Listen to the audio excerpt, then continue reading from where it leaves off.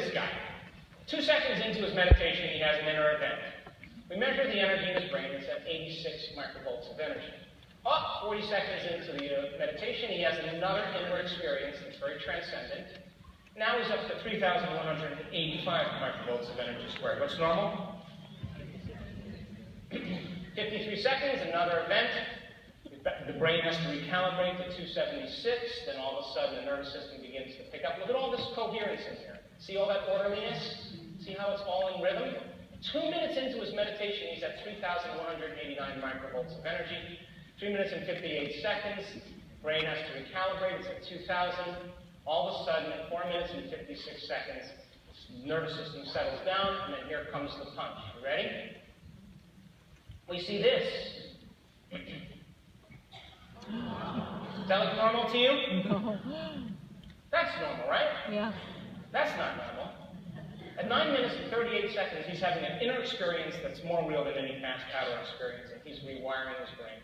You with me? We measure his brain. It's at 4,520 microvolts of energy squared. What's normal? Okay, let's take a look at another one, just in Germany this past month. 6 minutes into the meditation, we see all of this coherence go on in alpha. We call that coming attractions. She's at 585 microvolts of energy. Inner event, here we go. 20 seconds into the meditation, she's at 6,328 microvolts of energy. What's normal? Okay, so now 48 seconds. She's at 3,540. Inner event. She's at 395,000 microvolts of energy squared in her brain. And this went on for 17 minutes. 324,000. That look normal to you? Now she's at 652,000 microvolts of energy squared. The neuroscientists that come and study us, you know what they say? Oh, she's having a seizure. I said, take a look at her. She look like she's having a seizure? Now, when that happens in the brain, whatever's happening between her ears is more real than anything in her external world. Are you with me? Yes. The inner event then reorganizes the circuitry in the brain and produces a new chemical called an emotion that signals the body, and the past is literally washed away out of the body. Are you with me?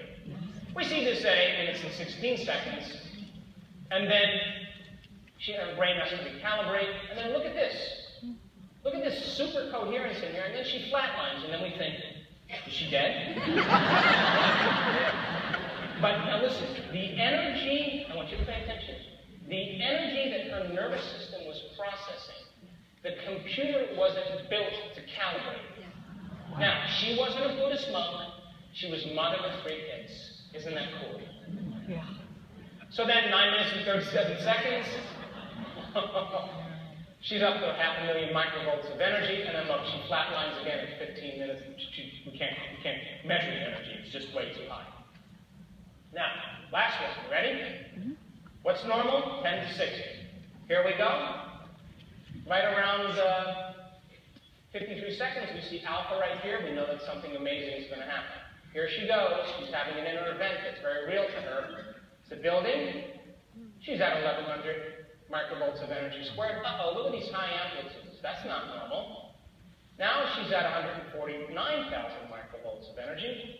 And then at 7 minutes and 9 seconds, she's up at 500,000 microvolts of energy. Now that's a lot of energy for the brain to process. So what happens next is that the nervous system has to drop down and recalibrate only to 283,000. What's normal? 60. Oh, so now here we go at 7 minutes and 41 seconds. How do you measure that? You never see that in clinical neuroscience. Remember, that's normal. Now we measure it. She's at 500,000 microvolts of energy, 9 minutes and 5 seconds. Take a look at this. 658,000 microvolts of energy. That's 26,000 times normal. Here we go at 9 minutes and 13 seconds. She's at 1,000,000 microvolts of energy in her brain. She's having a good day. Yeah.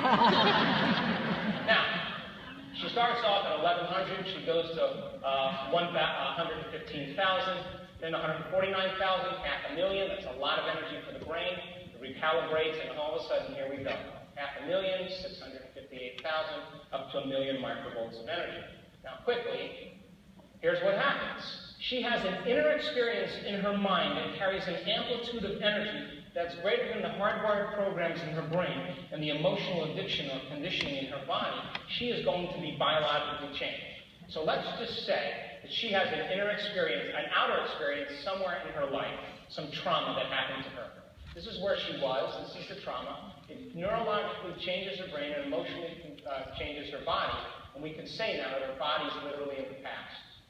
Now, we tend to believe things about ourselves and our life based on past experiences.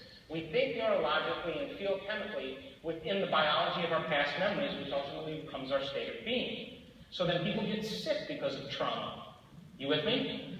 But then if you have an inner event with heightened sensory experience that's more real, these people will tell you, I was there. I could smell it, I could see it, I could taste it. I had this incredible experience with the divine. When that occurs and the amplitude is greater in energy than the past experience in their outer world, then the past no longer is going to exist because experience enriches the brain and produces another emotion. And their biology changes, and we can say the past no longer exists. You get this? Yes. This is called